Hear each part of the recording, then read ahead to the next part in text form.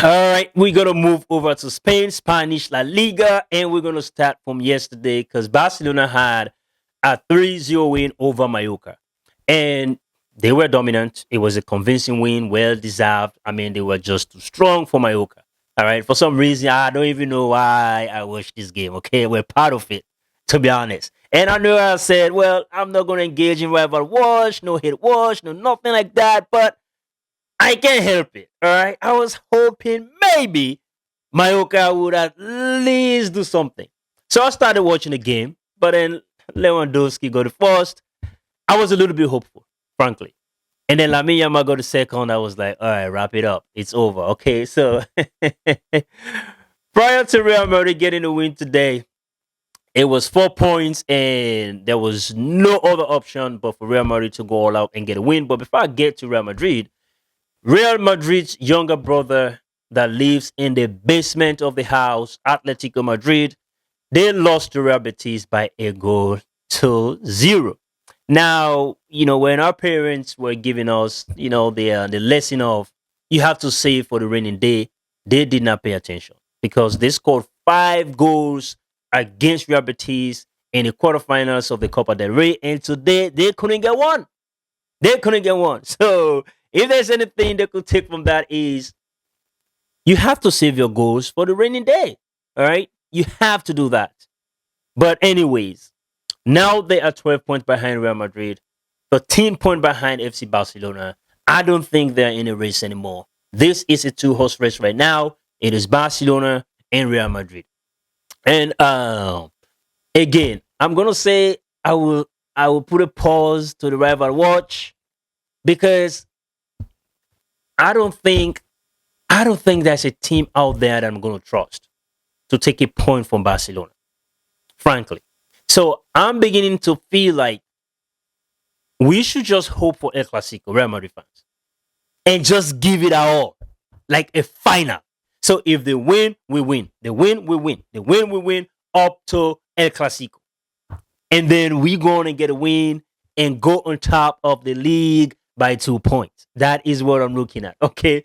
But anyways, like I said, we went to Valencia.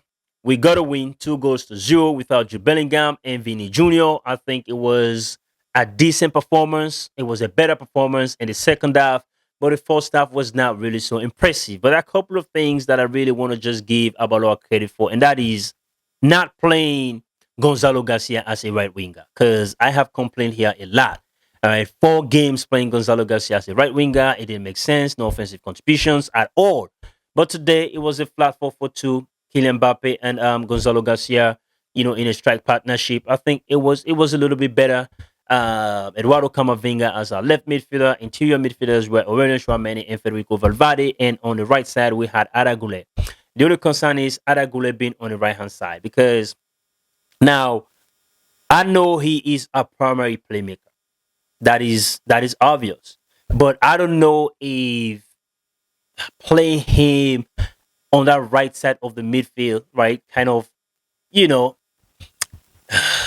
put him in a position where he can actually create a lot of plays. Because if you observe Real Madrid fans, if you're watching this game, you would observe that he moved from the outside right to the inside part of the midfield. I don't know if that was Abaloa's instruction, but if he took that upon himself, I think it was the right decision, because once he did, we were able to get a little bit better in our play. We became a little bit more structural. We were able to make passes. And there was this pass that he made for Kylian Mbappe. So, and again, playing Arda Güler closer to the goal, closer to the strikers, it's always going to be, I think, the best thing to do. So I think I don't know if he initiated it and the rest of the team just followed, but there was a kind of a switch in the structure, right? Because when he moves to the inside, it's like Camavinga, Chouameni and Valverde move like this, right? So it was like Camavinga, Chouameni, Valverde, and Arda Güler behind Gonzalo Garcia and Kylian Mbappe. Now, the thing with Arda, and I think I have said this, he has to improve his work rate. Now, Valencia, they are not doing good this season. All right. Now, these are the games he should be able to play 90 minutes because of his ability to pass the ball so well. he has to be able to finish games like this because in the final third, when everything is on the line, we need someone that could just make those type of passes. All right. And talking about passing, we finally have Trent Alexander-Arnold back, and we saw a couple of switches, right? Switch of plays and some long diagonal balls that he tried to get Brahim into the mix. Like those are the passes. He just want to set up the striker and the goalkeeper, and we have missed that. That is gonna be very very key for us to finish the season. So Trent, I pray that you stay healthy. Please, God, help him to stay healthy. That is my prayer for TAA. Now, a couple of switches, and he looked. I mean, physically, maybe he's not there yet. Okay, because again, this is Valencia. All right, but with Pintos, man, I'm beginning to be hopeful. I knew he was there, and we got all those injuries and whatnot. But again, he was the guy that was there when we were at some physical condition where in the second half we would play really, really well physically. Physically. So at the end of the day, I'm happy to have Trent back. And yes, the performance itself was not all around super impressive, but I'm happy to get a win. Like I said, we have to just keep the pressure on FC Barcelona. And if it is 1 point, I think that is pressure enough. All right. So we can't afford to really, just fall further back behind. It's not going to be a good thing. So good job, Real Madrid. Shout out to Alvaro Carreras. I mean, he scored home and away against Valencia. It is like he can't see Valencia. Like he must do something.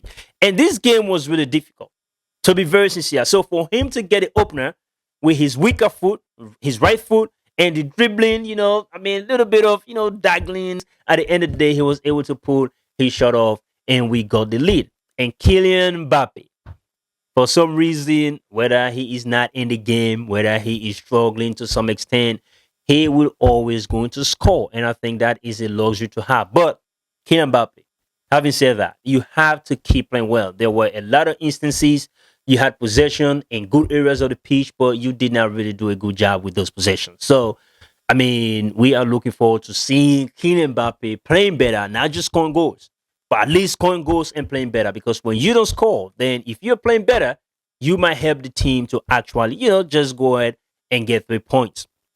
We need everybody to be playing at a very high level. Raul Asensio is looking good. Then Housing played a little bit better.